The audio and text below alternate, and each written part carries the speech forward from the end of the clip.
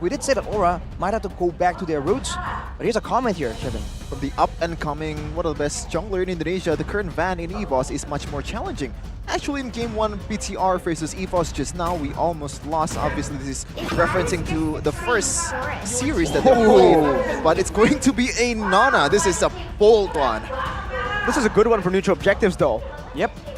I mean, I was expecting the Nana to show up a bit earlier in the league so far, but hey, it's a good pick. With everyone corralling around the box here, right? Everyone trying to fight together. The Molina is going to be so annoying, but you have to keep in mind now that Nano passive no longer gives you movement speed. So it is a lot more vulnerable in the lane, and Warlord needs to be a bit more careful with his positioning, even though the passive is still available. I don't really know what to go for here or for Aura Fire. Probably something that can split push, like along the lines of Akira or Benedetta. Oh! The signature the choke comeback. comes out! He's inspired, man. He's seen Bruce Goat. Oh my god, against this team, I did not expect it. I did ask him in the back. I was with Arashi and the X-Borg too. What? Arashi, it's a Nana, it's a Barat, it's a Minotaur and a Herod. This is... Oh, man, and the Fanny for Van. Oh, we've... Okay. What a banger. I just broke my fast. This is way too spicy. Oh, but what? In FPL ID Season 13. Will it be the Dragons or the Tigers? The Dragons with a signature world-level Cho. Unfortunately, we won't see him on the World Champion skin, but it's close enough, the KOF skin. Also for the Fanny, my goodness. Van, we were just talking about assassin picks for Van. He's not really comfortable on it, Arashi, but it does seem like Van wants to prove everybody wrong. We were thinking he was going to go for something utility-based, trying to secure those retributions, but he's trying to flex his skills right here, going with the lethal ignition as well. Aura, they gotta be a bit more careful right here, especially with the more vulnerable laners that they have. But that mid lane is definitely a power side for Aura that they can take advantage of. And to be fair, the only real threat for Van is that Shaw. And looking at this, it looks like Gugun will take the first Lethal Wonder with the Retribution. Showing again the great retreat that Gugun has been showing so far, but there you go, that's the passive. You can see he's moving a lot slower. No longer is he just scuttling away out of sight, so that can very easily be punished the longer the game goes when you're positioning away from your turrets. It's really hard to lane against Vexana. Even though she got nerfed, I believe the projectile, the first kill, speed is lowered to about 10%. That's a really good nerf, I guess. But it's still one of the best mages in terms of like just laning phase, just chunking away all the HP. Meanwhile, Van, no one saw that. Don't worry. Ooh. A little cable maneuvers there, but it's still Gugun who is ahead, who has invaded the enemy jungle too. So Gugun's doing a good job at using his Baxia to try to limit the maneuvers and the farming from the Fanny. Fortunately for Van, no real deep invades have come from the side of Aura just yet. And speaking of emblems, by the way, Kabuki with the Quantum Charge, I believe Mirko prefers this combination over the Breeze Smite. Yes. Good combination of utility and sustain in the lane. Going up against a Herod, that's definitely going to help out with the harassment. But here we go, first neutral objectives, Jungle Show down. Thank you, Marshall. Let's take a look what has transpired in our absence. And Turtle. So Aura got the Turtle and Makes first sense. blood. I wish we could have seen how they did it, because we were speculating. Already a step ahead for Aura. And look at their emblems, man. Again, Yaoi is intending to be all across the map. Agility, Wilderness Blessing. The longer the game goes, the more he's gonna be trying to be annoying. And he has skill on the Vexana. He's trying to roam around too, but there you go. Whoa! Early flicker with a Terrify now. Van very low. There's an Eternal Guard as well there from Yehezkiel. Just gotta play it real safe. Yeah, speaking of playing real safe though, Feldora as a Parazzi XP against X-Borg, like this is a match made, it's a nightmare's matchup for him. He's gonna get chunked up real bad, especially before objective fights.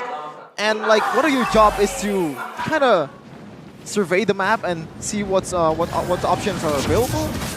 It's gonna be hard for him to even stay alive. Good poke onto Van Strong. Pops in that regen. Yeah, he's looking for an initiation, a pickoff perhaps right now. Only 1,000 gold lead from Aura, but they're already pressuring over on this purple buff. Gugun doesn't want to overcommit those shield unity. He might be able to look for an angle, but he decides it's a bit too risky and he backs off, giving Van another purple buff to play with. Extending his life a bit longer here with yet another buff. We'll see what he can do with it though. He went for a dive towards the mid laner, but you're seeing again why the Vexana is so good. If he played that wrong and Yeskio just lands the Eternal Guard on top of the Terrify, that could be the end, man. Under a turret, that's a long time to be crowd controlled. Sure, this is an assassin too. How much HP got to play with? Meanwhile, Baran is gonna do his job. Gonna chunk up all the. Oh, Yawi!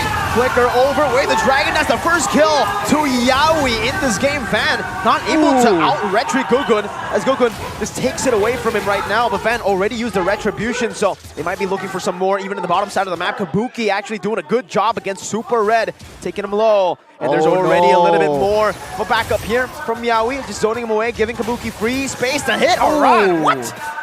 In the enemy jungle, enemy territory, 1v3 gets taken out. A glimpse of brilliance of Yawi right away, just securing the objectives for Aura Fire. And, you know, right away pressuring Super Red on towards the bottom lane, getting a bit of a gold from the plating for Kabuki.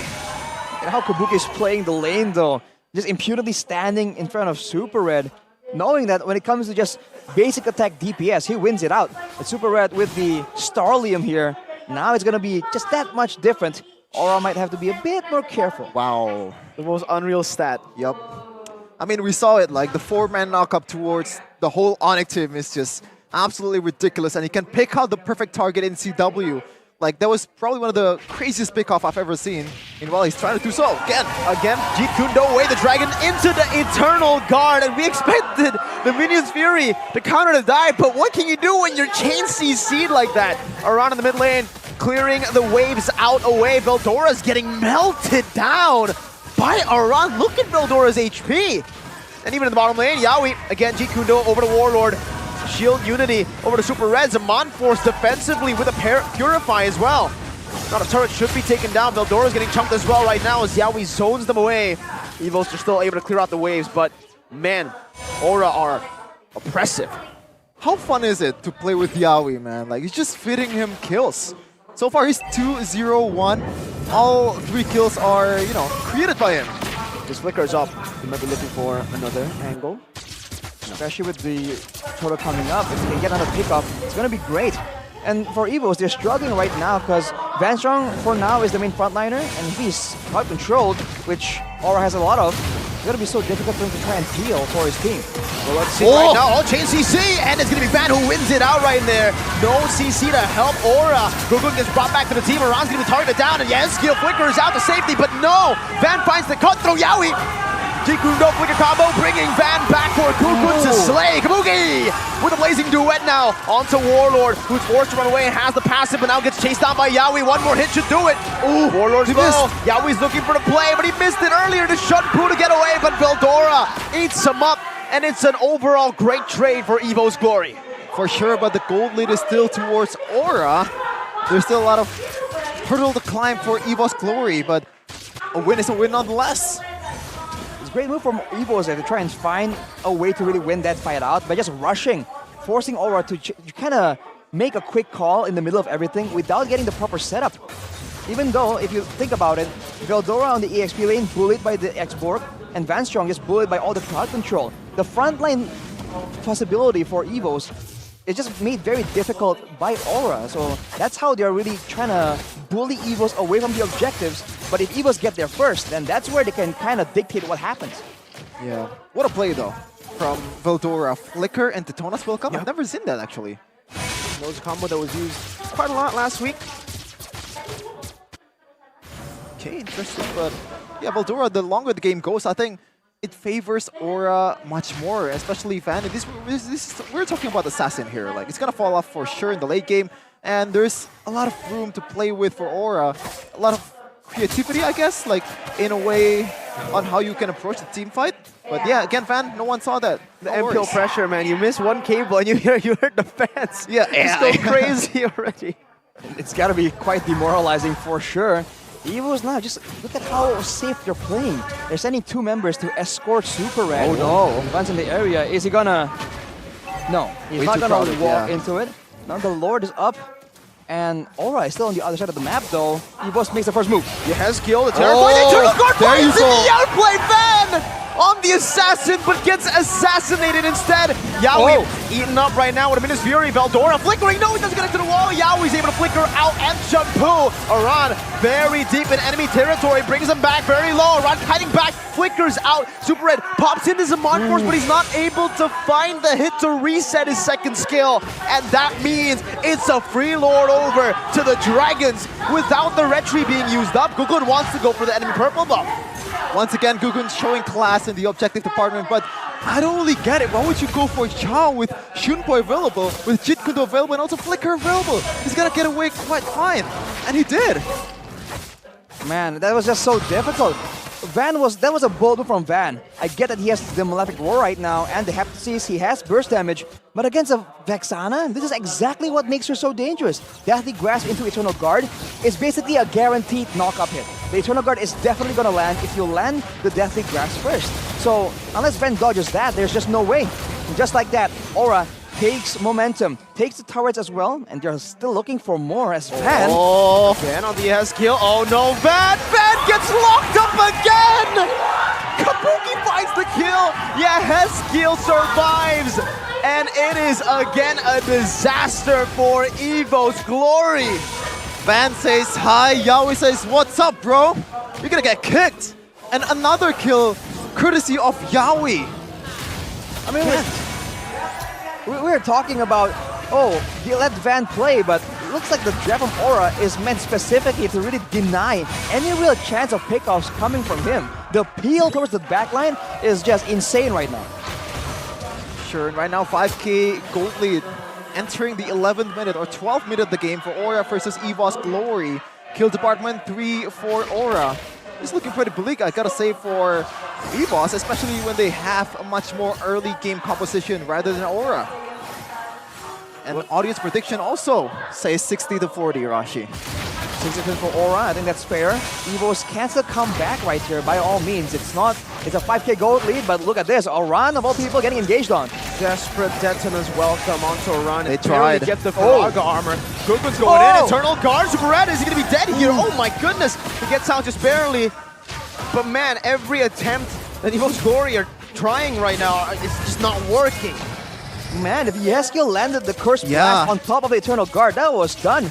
He was playing it a bit conservatively, which is fine, right? Aura can just cruise right here. That was a play initiated by Evos, and yet they were the ones who almost lost a member. Aura is just content playing for objectives, waiting for the next fight where they can once again punish Evos for this composition with a very squishy front line that's behind on items. They're gonna be so squishy for everyone on the side of Aura to take out. Just like Mirko said, it's desperation. Like, the targets are not there. The prime targets are not in the vicinity. You have to take what's available, and it's Aran. You have to take the chances, even though it didn't really translate to kills. At least right now, Aran knows that the pressure is there. He's not going to be as aggressive as before. And I think that's, it's not really a W, but it is something.